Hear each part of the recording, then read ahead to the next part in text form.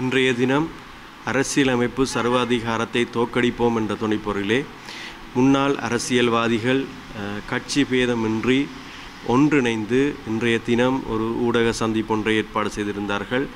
கடந்த காலங்களில் ரணில் விக்ரமசிங்க அவர்களை விமர்சனம் பண்ணியவர்கள், அவருக்கு எதிராக தேர்தல் காலங்களில் மோசமான பிரச்சாரங்களை மேற்கொண்டவர்கள் இன்று ஒன்று சேர்ந்து அவர் நல்லவர், அவரை விடுதலை செய்ய வேண்டும் என கூறிக்கொண்டிருக்கின்றார்கள். இதிலே முன்னாள் ஜனாதிபதி மைத்ரிபால சிறிசேன அவர்கள் ரணில் விக்ரமசிங்கவோடு இணைந்து ஆட்சி அதிகாரத்தில் இருக்கும்போது அவருக்கு எதிராக அவரை பிரதமர் பதவியிலிருந்து நீக்கி மஹிந்த ராஜபக்சவை பிரதமராக கொண்டு வந்தவர். அந்த காலகட்டத்திலே மத்திய வங்கி பிணை மோசடி தொடர்பாக ரணிலுக்கு எதிராக மிக பாரியளவு பிரச்சாரத்தை மேற்கொண்டவர். இன்று அவருக்காக அவரை விடுதலை செய்ய கோரி இன்று ஒன்று சேர்ந்திருக்கின்றார்.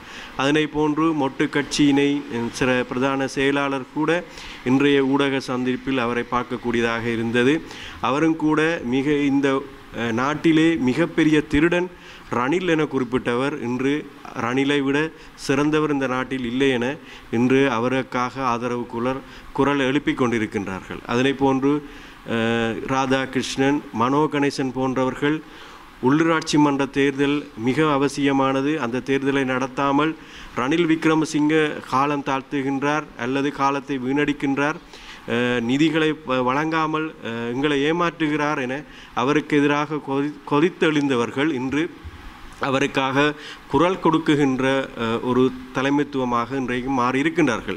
இன்றைய இடம்பெற்ற இந்த ஊடக சந்திப்பின் போது மிக கூடுதலான தரப்பினர்கள் ஊழல் குற்றச்சாட்டோடு தொடர்பு பெற்றவர்களாக அவங்களுக்கு எதிராக இப்போது குற்றச்சாட்டுகள் விசாரணை செய்யப்பட்டு கொண்டிருக்கும் நேரத்திலே இவர்கள் ஒன்றிணைந்து இந்த எதிர்க்கட்சியினராக குரல் எழுப்பிக் கொண்டிருக்கின்றார்கள். இதிலே விசேடமாக எதிர்க்கட்சி தலைவர் சஜித் பிரேமதாசவை சேர்க்காது இவர்கள் தனி கூட்டணியாக எதிர்க்கட்சியாக இன்று களமிறங்கியிருக்கின்றார்கள். ஆகவே இந்த கூட்டு களவாணிகள் இந்த நாட்டுக்கு சொல்ல வருகின்ற செய்தி என்ன? இந்த திருடர்களை காப்பாற்ற வேண்டும், சட்ட ஒழுங்கினை சட்ட நீதியை நிலைநாட்டக்கூடாது என்பதுதான் எங்களுக்கு எழுந்திருக்கின்ற முதலாவது கேள்வியாக இருக்கின்றது. இன்று தேசிய மக்கள் சக்தி அரசாங்கத்தை நம்பிக்கை வைத்து மக்கள் வாக்களித்த போது அவர்கள் குறிப்பிட்ட விடயம் ஊழல் மோசடியற்ற ஒரு நாட்டை கட்டியெழுப்ப வேண்டும், கடந்த காலங்களில் இடம்பெற்ற ஊழலுக்கு எதிராக சட்ட நடவடிக்கை மேற்கொள்ள வேண்டும், குற்றவாளிகளுக்கு சட்டத்தை முன் நிறுத்தி அவர்களுக்கு தண்டனை பெற்றுத்தர வேண்டும் என்ற விடயத்தை குறிப்பிட்டிருந்தார்கள். அதை இன்று தேசிய மக்கள் சக்தி அரசாங்கம் சட்டவாட்சியை நிறைவேற்றி கொண்டிருக்கின்றது. நாங்கள் சட்டத்தின்பால் அதன் செயற்பாடுகளை முன்னெடுப்பதற்கான சந்தர்ப்பத்தை வழங்கியிருக்கின்றோம். எந்த ஒரு அரசியல் தலையீடும் இல்லாது நீதியாகவும் நேர்மையாகவும் சட்டம் தன் கடமையை செய்து கொண்டிருக்கின்றது. ஆகவே இந்த நேரத்திலே இப்படிப்பட்ட கூட்டாளிகள் ஒன்று சேர்ந்து அவர்கள் இந்த குற்றங்கள் தங்கள் இழைத்திருக்கின்ற குற்றங்களில் இருந்து தப்பித்துக் கொள்வதற்கான முயற்சிகளை மேற்கொண்டிருக்கின்றார்கள். அதற்காகத்தான் இன்று ரணில் விக்ரமசிங்கவை காட்டிக்கொண்டு தாங்கள் தப்பித்து கொள்ள முயற்சிகளை மேற்கொண்டிருக்கிறார்கள் என்பது தெளிவாக தெரிகின்றது. ஆனால் மக்கள் மிகவும் தெளிவாக இருக்கின்றார்கள்.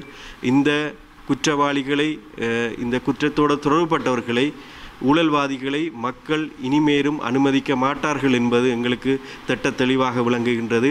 மக்களின் ஆதரவோடு தேசிய மக்கள் சக்தி அரசாங்கம் முன்னோக்கி பயணித்து கொண்டிருக்கின்றது என்பதை இந்நேரம் நாங்கள் தெரிவித்துக் கொள்ள விரும்புகின்றேன்.